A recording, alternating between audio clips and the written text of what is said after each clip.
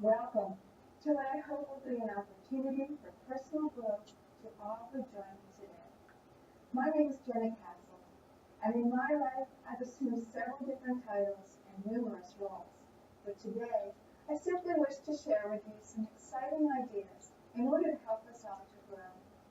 For when we open ourselves to growth at a personal level, we enhance our ability to more fully experience our lives. These ideas come from many rich sources. However, the main resources used to formulate this presentation, which I highly recommend, include an audio program entitled Freedom from Fear by Reverend Mary Boggs of the Living Enrichment Institute, a book entitled Feel the Fear and Do It Anyway by Susan Jeffers, Life is an Attitude by Elwood N. Chapman, and finally, Peace, Love, and Healing by Dr. Bernie S. Siegel. I'd like to begin by telling you a story. There once were three brick masons working together on a building. A little boy happened by and asked the first brick mason, "What are you doing?" Without even looking up, he responded, "I'm laying bricks." The little boy approached the second brick mason and asked him, "What are you doing?" The second brick mason looked kindly at the boy and said, "I'm building a wall." The little boy approached the third brick mason and asked the same question, "What are you doing?" The brick mason faced him squarely and replied with enthusiasm and obvious pride, "I am building a beautiful cathedral." Now, if this little boy approached you and asked you, "What are you doing?" how would you respond? Do you feel as though you simply laid bricks, or do you retain the original joy and enthusiasm of your life choices? Do you simply go through your routine in an unconscious manner, or do you always keep in the forefront of your mind a vision of your beautiful cathedral? Our minds are very powerful tools. How we experience our life's work, and indeed our lives, is to a great degree a function of what we tell ourselves. You see, the man laying bricks performs the very same task as the man who is building a beautiful cathedral. But his inner experience was quite different.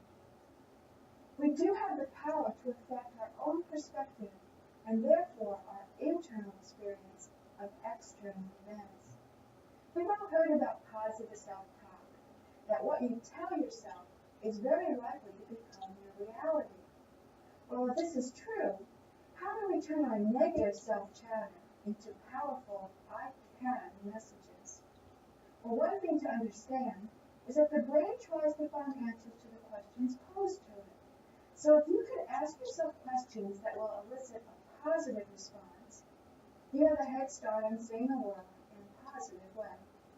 For example, when you first wake up in the morning, do you ask yourself questions like this? What do I have to do today?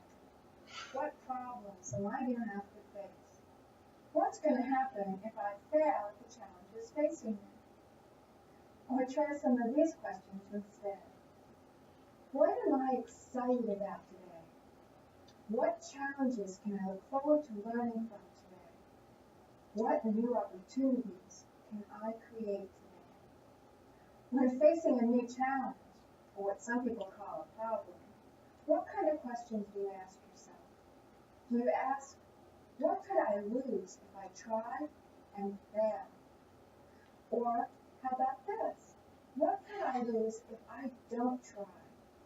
What could I gain by trying, whether I succeed or not? Often, we're stuck in negativity or negative emotions, such as anger, depression, anxiety, to name a few.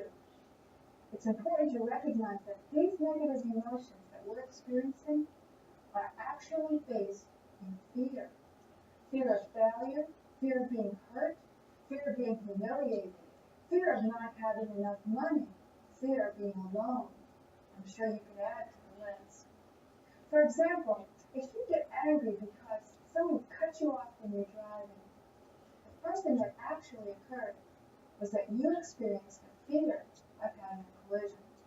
The anger was actually based in fear, as most negative emotions are. Fear is the biggest inhibitor of us acting upon our dreams and living our lives fully. We hold back from participating in life fully because we are afraid. We're afraid to speak our truth, we're afraid to show up in the world as we are, and we're holding back in some way because of our fears. Now, sad to